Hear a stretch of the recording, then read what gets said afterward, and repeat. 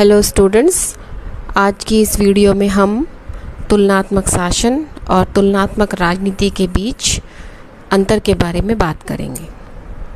जैसा कि हम पिछली वीडियो में डिस्कस कर चुके हैं कि तुलनात्मक राजनीति किसे कहते हैं, कि जिसके अंतर्गत विभिन्न देशों के संविधानों का, उससे संबंधित संस्थाओं का तुलनात्मक तरीके से अध्ययन किया जाए, उसे हम तुलनात्मक राजनीति कहते हैं।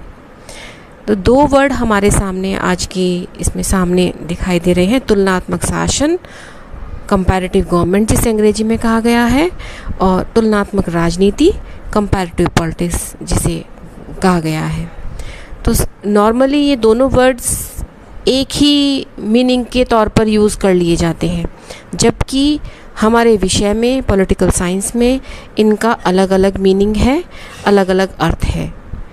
तो इसके अंतर को देखने की कोशिश करते हैं। सामान्यतया तुलनात्मक राजनीति को ही तुलनात्मक शासन या तुलनात्मक सरकार का पर्याय सिनोनिम समझ लिया जाता है। दोनों का ही संबंध राजनीति से होने के कारण इनका एक दूसरे के लिए अदल बदल कर प्रयोग करना स्वाभाविक है। कभी हम तुलनात्मक शासन का जहाँ जिक्र हो रहा होता है वहाँ पर हम तुलनात्मक राजनीति बोल देते हैं, और जहाँ पर तुलनात्मक राजनीति का जिक्र हो रहा होता है वहाँ पर हम तुलनात्मक शासन बोल देते हैं। लेकिन राजनीति विज्ञान में तुलनात्मक सरकार और तुलनात्मक राजनीति को अलग अलग माना गया है एवं इनका अलग अलग अर्थ बताया गया है। फर्स्ट ऑफ ऑल, तुलनात्मक शासन, या जिसे दूसरा नाम दिया गया है तुलनात्मक सरकार, और उसे अंग्रेजी में एक वर्ड दिया गया है कंपैरेटिव गवर्नमेंट। ये क्या है? तुलनात्मक शासन क्या है? जिसके अंतर्गत राज्य से संबंधित औपचारिक संस्थाओं, फॉर्मल इंस्टीट्यूशंस का, ऑर्गेनाइजेशंस का ही मुख्यतः अध्ययन किया जाता है। अब ये औपचारिक संस्थाएं, उसे हम तुलनात्मक सरकार या कंपैरेटिव गवर्नमेंट का नाम देते हैं। मीन्स कि औपचारिक संस्थाएं क्या? राज्य से संबंधित औपचारिक संस्थाएं। राज्य से मतलब यहाँ पर एक चीज़ मैं बताना चाहूँगी कि यहाँ पर राज्य से मतलब किसी यूपी, उत्तराखंड या बिहार इस टाइप के राज्य से नहीं है। पॉलिटिकल साइंस की भाषा में राज्य से मतलब, स्टेट से मतलब एक ऐसे कॉन्सेप्ट से होता है जिसके कि 4 तत्व होते हैं, जो कि आप पिछले क्लासेस में पढ़ चुके हैं कि एक राज्य का दर्जा मिलने के लिए ज़रूरी है कि निश्चित भूभाग, जनसंख्या, संप्रभुता, इस तरीके से फैक्टर्स होने ज़रूरी हैं। तो यहाँ पर राज्य से संबंधित औपचारिक संस्थाएं क्या हैं? औपचारिक संस्थाएं उस राज्य के अंदर जो संस्थाएं काम कर रही हैं, सरकारें जिस तरीके से काम कर रही हैं, संस्थाओं के बारे में जिक्र हमने पिछली वीडियो में भी किया था कि राज्य से संबंधित संस्थाएं हैं कार्यपालिका से संबंधित। कार्यपालिका अर्थात आपका राष्ट्रपति या प्रधानमंत्री या फिर दोनों। पॉलिटिकल साइंस की भाषा में एग्जीक्यूटिव कार्यपालिका कहा जाता है, और उसी को ही आसान शब्दों में अगर हम समझने की कोशिश करें तो जो काम राष्ट्रपति करते हैं, प्रधानमंत्री करते हैं, वो कार्यपालिका के अंतर्गत आते हैं।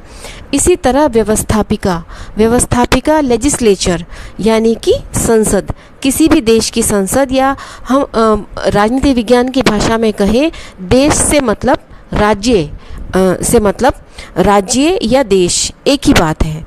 तो व्यवस्थापिका यानी कि किसी भी राज्य की संसद, और तीसरी जो इंस्टीट्यूशन है वो है न्यायपालिका, या फिर हम उसको कहते हैं जुडिशरी, और जिसको हम आसान शब्दों में समझने के लिए कह सकते हैं सर्वोच्च न्यायालय।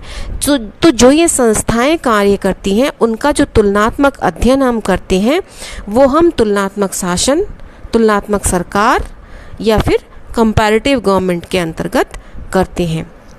इसके अलावा वर्तमान में पॉलिटिकल पार्टीज, राजनीतिक दल व दबाव समूहों का, प्रेशर ग्रुप्स का अध्ययन हर राज्य में महत्वपूर्ण इनकी भूमिका है। इनके कारण इनका अध्ययन भी हमारी तुलनात्मक सरकारों में ही शामिल किया जाने लगा है। मतलब कि हम किसी भी राज्य की जो ये इंस्टीट्यूशंस हैं, संस्थाएं हैं, प्रधानमंत्री जो कार्य करते हैं, संसद के अंतर्गत जो कार्य संपन्न किए जाते हैं, या फिर सर्वोच्च न्यायालय के अंतर्गत जो कार्य किए जाते हैं, उन सब कार्यों को हम तब तक नहीं कर सकते जब तक कि सरकारें ना बने। और सरकार बनाने के लिए ज़रूरी है कि पॉलिटिकल पार्टीज़ हों। पॉलिटिकल पार्टीज़ होंगी तभी कोई देश की सरकार कार्य कर पाएगी। इसी तरह दबाव समूह, प्रेशर ग्रुप्स, वो दबाव समूह जो कि राजनीतिक दल की तरह सरकार में हिस्सा नहीं लेते, लेकिन सरकार पर अपनी मांगों के माध्यम से अपनी डिमांड करके उनके ऊपर उन मांगों को मनवाने के लिए दबाव बनाने का जो काम करते हैं।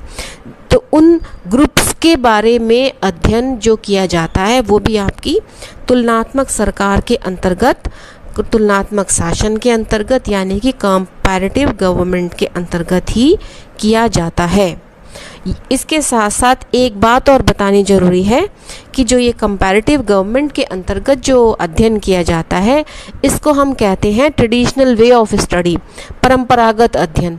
मतलब पहले टाइम से जो कोई काम किया जाता रहा है, पुराने टाइम से हम कोई काम कर रहे हैं और जो कि आज भी हम कर रहे हैं, वो जो एक पुराना तरीका किसी काम को करने का। लेकिन जो दूसरा हम लेते हैं तुलनात्मक राजनीति, द कंपैरेटिव पॉलिटिक्स, जिसको अंग्रेजी में नाम दिया गया है, वो इससे थोड़ा सा अलग है। तुलनात्मक राजनीति एक विस्तृत विषय है जिसके अंतर्गत तुलनात्मक सरकारों के अध्ययन की विषय वस्तु को सम्मिलित किया जाता है। मतलब कि जो हमने अभी ऊपर पढ़ा, तुलनात्मक शासन, तुलनात्मक सरकार, वो चीज़ें जो कि हम तुलनात्मक सरकार के अंतर्गत पढ़ते हैं, कंपैरेटिव गवर्नमेंट के अंतर्गत पढ़ते हैं, वो भी आपके कंपैरेटिव पॉलिटिक्स में, तुलनात्मक राजनीति में शामिल होती हैं। इसके साथ ही गैर राज्य राजनीति, नॉन स्टेट पॉलिटिक्स, ग्रुप्स, कबीले, कम्युनिटीज़, समुदाय, वैयक्तिक संघों, इंडिविजुअल ऑर्गेनाइजेशंस आदि की राजनीति का अध्ययन भी इसके अंतर्गत किया जाता है। इसका मतलब क्या हुआ कि कंपैरेटिव गवर्नमेंट के अंतर्गत हम केवल सरकार के विभिन्न देशों के संविधानों का ही तुलनात्मक अध्ययन करते हैं। लेकिन कंपैरेटिव पॉलिटिक्स क्या है? कंपैरेटिव पॉलिटिक्स के अंतर्गत हम एक तरीके से हम कहें कि ये आपका चीज़ों को, सरकार के कार्यों को, काम करने के तरीकों को, उसके बिहेवियर को समझने का हमारा आधुनिक तरीका है। कोई काम हम पुराने तरीके से, परंपरागत तरीके से करते हैं तो वो केवल हम उसमें तुलना करते हैं। लेकिन कंपैरेटिव पॉलिटिक्स एक आधुनिक तरीका है जिसमें हम ना केवल तुलना करते हैं, लेकिन उसके साथ साथ हम जो डिफरेंट कंट्रीज़ की गवर्नमेंट्स हैं उनको कंपैरिजन करने के साथ साथ उन गवर्नमेंट्स के द्वारा किए जाने वाले उनके पॉलिटिकल बिहेवियर का भी हम कंपैरेटिव स्टडी, कंपैरेटिव पॉलिटिक्स के अंतर्गत करते हैं।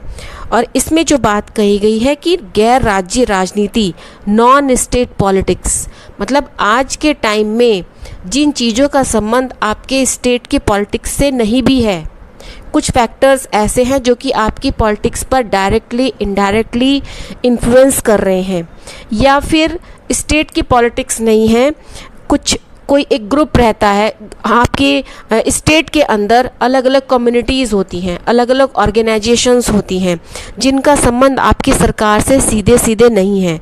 कुछ कम्युनिटीज़, कुछ ग्रुप्स, जैसे हम एग्जाम्पल के लिए ले सकते हैं, ग्रुप्स में हम कह सकते हैं कि स्टूडेंट्स की एक ग्रुप है, एक कम्युनिटी है, छात्र समुदाय, छात्र वर्ग, उससे रिलेटेड जो पॉलिटिक्स है जिसको हम नाम देते हैं छात्र राजनीति, सीधे सीधे उसका संबंध आपकी सरकार से नहीं है, लेकिन हम उस पॉलिटिक्स का अध्ययन भी आपकी तुलनात्मक राजनीति में आता है। या कोई अलग समुदाय है, कोई ऐसी कम्युनिटी है, कोई जाति से रिलेटेड कोई ऐसी कम्युनिटी है, जैसे कि हम कहें ब्राह्मण समाज, क्षत्रिय समाज, जो हमारा जो सोसाइटी है जो कि वर्ण पर आधारित है, कि हमारे समाज में 4 वर्णों में विभाजित रहा है, ब्राह्मण, क्षत्रिय, वैश्य, शूद्र। तो इस तरह की कम्युनिटीज़ में जो बिहेवियर किया जाता है, जो एक्टिविटीज़ की जाती हैं, उन सब का अध्ययन भी आपके कंपैरेटिव पॉलिटिक्स के अंतर्गत आता है। वैयक्तिक संघों, इंडिविजुअल ऑर्गेनाइजेशंस, जो हम अलग अलग हम देखते हैं कि हमारी सोसाइटी में जितनी कम्युनिटीज़ होती हैं, जितने वर्ग होते हैं, जैसे हम कहें महिला वर्ग, पुरुष वर्ग, तो उस वर्ग से रिलेटेड एक कॉन्शियसनेस पाई जाती है, क्लास कॉन्शियसनेस जिसको कहते हैं, वर्ग चेतना। मतलब हर वर्ग अपने कम्युनिटी के लिए, अपने ग्रुप के लिए अवेयर रहता है, जागरूक रहता है कि इस जैसे कि महिलाएं, अगर कहीं पर महिलाओं की बात हो रही होती है तो महिलाएं एक ग्रुप बना लेती हैं कि ये महिलाओं के कल्याण के लिए ये काम होना चाहिए। तो एक वर्ग चेतना होती है कि अपने ग्रुप को आगे बढ़ाने के लिए हम कार्य करते हैं। तो इस तरीके का जो ग्रुप्स होते हैं, इंडिविजुअल ऑर्गेनाइजेशंस होती हैं, इन सब की राजनीति का अध्ययन भी आपके कंपैरेटिव पॉलिटिक्स के अंतर्गत किया जाता है। इसके अलावा तुलनात्मक राजनीति का संबंध राजनीतिक व्यवहार की संपूर्णता, टोटलिटी ऑफ पॉलिटिकल बिहेवियर के अध्ययन से संबंधित है। मतलब अगर हम किसी चीज़ का अध्ययन कर रहे हैं तो हम केवल कंपैरिजन ही नहीं कर रहे हैं, बल्कि उस कंपैरिजन से आगे बढ़कर हम किस तरीके से गवर्नमेंट्स काम कर रही हैं, किस तरीके से वो डिसीजंस ले रही हैं, उन डिसीजंस को लेने के लिए उस पर उसकी कार्य करने का क्या तरीका है, उसकी कार्यशैली कैसी है, और सरकारें किस तरीके से काम कर रही हैं, उससे किनको फ़ायदा मिल रहा है, कितने % मिल रहा है, कितना नहीं मिल रहा है, उसका कंपैरेटिव स्टडी हम कर रहे हैं। तो दैट इज़, इसको हम कह रहे हैं टोटलिटी ऑफ पॉलिटिकल बिहेवियर। मतलब तुलनात्मक सरकार में जहां हम केवल एक देश के संविधान का दूसरे देश के संविधान से केवल कंपैरिजन कर रहे हैं, लेकिन कंपैरेटिव पॉलिटिक्स में हम क्या कर रहे हैं कि वो कंपैरिजन तो हम कर ही रहे हैं, एक देश की सरकार का दूसरे देश की सरकार से, एक देश के संविधान का दूसरे देश के संविधान से कंपैरिजन तो हम कर ही रहे हैं, लेकिन उसके साथ साथ डे टू डे पॉलिटिक्स में, बदलती हुई राजनीति में विभिन्न देशों की सरकारें अलग अलग परिस्थितियों में किस तरीके से वो डिसीजंस ले रही हैं, किन परिस्थितियों में वो काम कर रही हैं, और किस तरीके उनकी कार्यशैली किस तरीके की है, इन सब का भी तुलनात्मक अध्ययन हम तुलनात्मक राजनीति के अंतर्गत कर रहे हैं, जिसको कि हमने एक नाम दिया है राजनीतिक व्यवहार की संपूर्णता, टोटलिटी ऑफ पॉलिटिकल बिहेवियर के अध्ययन से संबंधित है, जिसमें सरकारों व राजनीतिक संस्थाओं का तुलनात्मक अध्ययन तो शामिल ही है ही, इसके साथ साथ उन प्रभावों व प्रक्रियाओं का अध्ययन भी शामिल है जिससे सरकारों का व्यवहार बनता, बिगड़ता व प्रभावित होता है। मतलब एक देश के संबंध दूसरे देश के संबंध निर्धारित होते हैं। जैसे हम कहें भारत पाकिस्तान के संबंध, हमारे काम करने का तरीका, पाकिस्तान की सरकार किस तरीके से निर्णय ले रही है, उसका तुलनात्मक अध्ययन, अमेरिकन प्रेसिडेंट भारत के प्रधानमंत्री के साथ किस तरीके से पेश आ रहे हैं, क्या वो हमारी सरकार के कार्यों से प्रभावित हो रहे हैं, किस तरीके के वो स्टेटमेंट्स दे रहे हैं, उनका कंपैरेटिव स्टडी है ना। तो इन्हीं चीज़ों से सरकारों का व्यवहार बनता और बिगड़ता है। इन्हीं सब चीज़ों का अध्ययन हम तुलनात्मक राजनीति के अंतर्गत करते हैं। तो इसका मतलब ये है कि तुलनात्मक शासन जो है, कंपैरेटिव गवर्नमेंट जो है, उसका संबंध आपके ट्रेडिशनल स्टडी से है, ट्रेडिशनल कंपैरेटिव स्टडी से है, जिसमें हम केवल कंपैरिजन करते हैं दो देशों के या उससे अधिक देशों के संविधानों के बीच में, जबकि तुलनात्मक राजनीति का संबंध इन देशों के संविधानों के कंपैरिजन होने के साथ साथ उन सरकारों के बीच में आपसी व्यवहार, आपसी संबंध से संबंधित भी है, और जिससे कि उनके आपसी संबंध बनते और बिगड़ते रहते हैं। तो कुल मिलाकर कहने का मतलब ये हुआ कि कंपैरेटिव गवर्नमेंट या तुलनात्मक शासन का जो विषय क्षेत्र है, उसका जो स्कोप है वो परंपरागत है, कम है, संकुचित है, जबकि किसके कंपैरिजन में, तुलनात्मक राजनीति के कंपैरिजन में। तो इसको अगर एग्जामिनेशन के पॉइंट ऑफ व्यू से पूछा जाता है कि दोनों के बीच में अंतर क्या है, तो उस बीच के अंतर को समझाने के लिए हम एक पेपर पर उसके दो हिस्से कर सकते हैं, जिस तरीके से मैंने ये किए हैं। और इसमें एक तरफ कंपैरेटिव गवर्नमेंट तुलनात्मक शासन और दूसरी तरफ कंपैरेटिव पॉलिटिक्स तुलनात्मक राजनीति, इसके बीच के अंतर को हम पॉइंट वाइज समझा सकते हैं। जैसे कि नंबर 1 पॉइंट है, तुलनात्मक शासन शब्द परंपरागत अध्ययन की ओर संकेत करता है।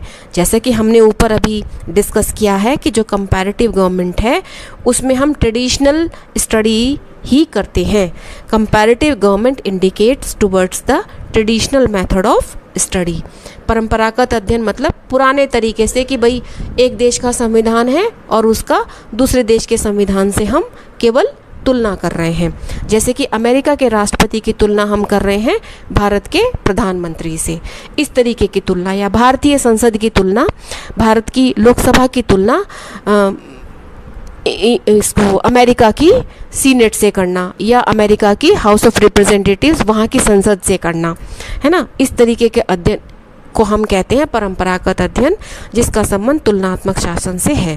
जबकि इसके ऑपोजिट तुलनात्मक राजनीति में, तुलनात्मक राजनीति शब्द आधुनिक अध्ययन की ओर संकेत करता है। Comparative politics indicates towards modern method of study, क्योंकि इसका संबंध, जैसे कि मैंने ऊपर बताया कि इसका संबंध आपकी वर्तमान की आधुनिक राजनीति से है। ये अध्ययन करने का हमारा आधुनिक तरीका है, जिसमें परंपरागत भी इंक्लूड है, प्लस आजकल की जो अलग अलग सरकारें अपना जो पॉलिटिकल बिहेवियर दर्शाती हैं एक दूसरे के साथ, जो विदेश नीति या हमारे वैदेशिक संबंध निर्धारित होते हैं, उनसे संबंधित व्यवहार भी इसमें शामिल होता है।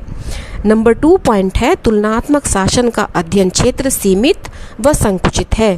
The subject matter of comparative government is limited and narrow. ये आप इतना तो समझ ही गए होंगे अब तक कि जिसमें कि हम केवल ट्रेडिशनल मेथड को ही, परंपरागत अध्ययन की ओर ही हम इसमें कर रहे हैं, केवल हम संविधानों का ही केवल कंपैरिजन ही कर रहे हैं, तुलना ही कर रहे हैं, तो इसको हम सीमित कर देते हैं एक लिमिट तक कि इससे आगे नहीं। जबकि तुलनात्मक राजनीति में नंबर 2 पॉइंट है, तुलनात्मक राजनीति का अध्ययन क्षेत्र व्यापक है और गतिशील है।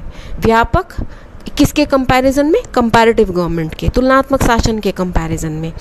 और इसका क्षेत्र, अध्ययन क्षेत्र व्यापक है व गतिशील है, डायनेमिक है। डायनेमिक मतलब एक जगह स्टेबल नहीं है कि हमने बस 2 देशों के संविधानों का तुलना कर दी और हमारा अध्ययन ख़त्म हो गया। जबकि इसमें क्या है, डे टू डे जो आपकी पॉलिटिक्स में अलग अलग देशों की जो राजनीति है, जिसको कि हम कहते हैं अंतर्राष्ट्रीय राजनीति, समसामयिक राजनीति में जो भी दिन प्रतिदिन परिवर्तन हो रहे हैं, जो भी कुछ चेंजेस हो रहे हैं, उन चेंजेस को भी हमें तुलनात्मक राजनीति के अंतर्गत ही इसका अध्ययन हम करते हैं। इसलिए इसका जो सब्जेक्ट मैटर है वो वाइड है और डायनामिक है। नंबर 3 पॉइंट है, यह शासन प्रणालियों के कानूनी, संवैधानिक और संस्थागत दोनों के संस्थागत ढांचों के तुलनात्मक अध्ययन पर जोर देता है। It emphasises on the comparative study of the legal, constitutional and institutional structure of political systems. इसका मतलब क्या हुआ कि जो पहले तो आपके लिए समझना ज़रूरी है, आप नए स्टूडेंट्स हैं, शासन प्रणालियाँ क्या होती हैं। ये सब चीज़ें हम आगे जो अपना नेक्स्ट टॉपिक आगे जो पढ़ेंगे सिलेबस में, उसमें सारा डिटेल में आएगा कि अलग अलग कोई भी देश किसी न किसी शासन प्रणाली से चलता है। संसदात्मक शासन प्रणाली, अध्यक्षात्मक शासन प्रणाली, हर देश के लिए अपनाना ज़रूरी होता है कि वो किसी एक शासन करने के तरीके को अपनाए।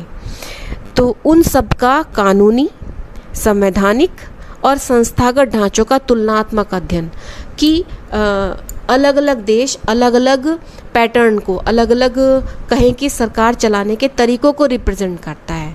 जैसे हम कहें उदाहरण के लिए कि सरकार चलाने का संसदात्मक तरीका, पार्लियामेंट्री फॉर्म ऑफ गवर्नमेंट जो है वो हमारे सामने एक एग्जाम्पल है इंग्लैंड, जहाँ पर कि पार्लियामेंट्री फॉर्म ऑफ गवर्नमेंट काम करती है, सरकार चलाने का संसदात्मक तरीका अपनाया जाता है।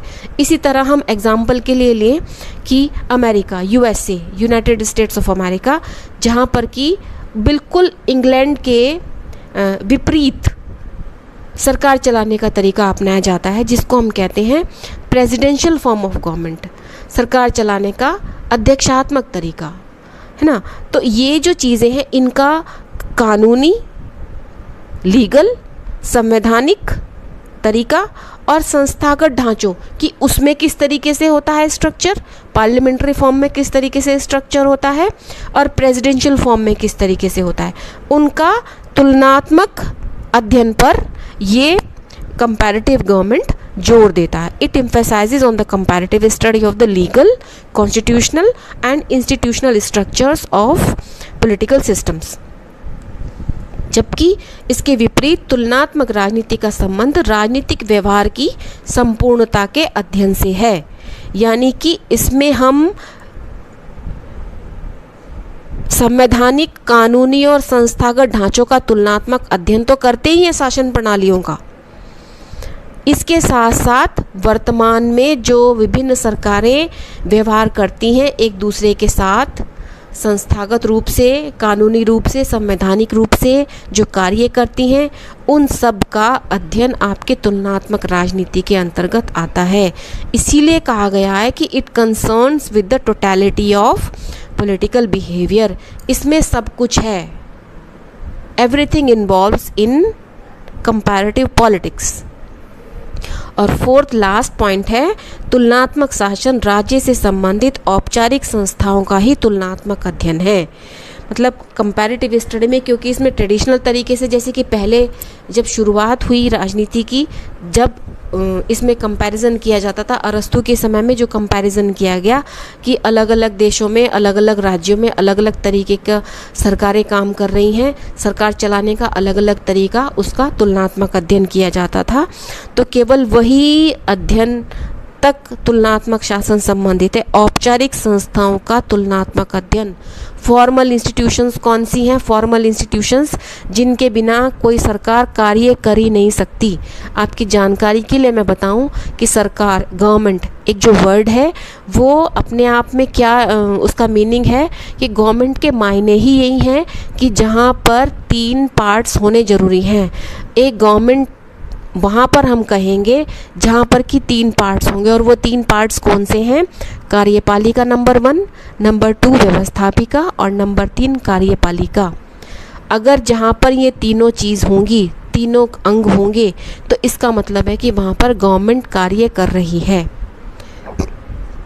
The executive, the legislature and the judiciary, इन तीनों अंगों का, और इन्हीं को ही कहा गया है औपचारिक संस्थाएं।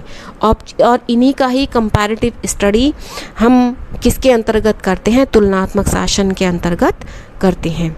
जबकि तुलनात्मक राजनीति में 4th पॉइंट है कि तुलनात्मक राजनीति में सरकारों व संस्थाओं का तुलनात्मक अध्ययन होने के साथ साथ उन प्रभावों व प्रक्रियाओं का भी अध्ययन शामिल है जिससे सरकारों का व्यवहार निर्धारित होता है।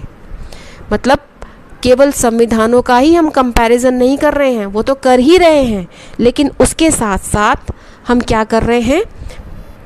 उसके साथ साथ हम कर रहे हैं उन प्रक्रियाओं का उन प्रभावों का भी अध्ययन कर रहे हैं जिनसे कि उनकी कार्यशैली प्रभावित हो रही है, उनका काम करने का तरीका, उनके एक सरकार के दूसरे सरकार के साथ कार्य करने का कंपैरिजन, कार्यशैली का कंपैरिजन, उन प्रभावों का कंपैरिजन जिसके जो उनके जो पॉलिटिकल बिहेवियर है, उनके काम करने का तरीका है, वो एक सरकार दूसरी सरकार को प्रभावित कर रही है।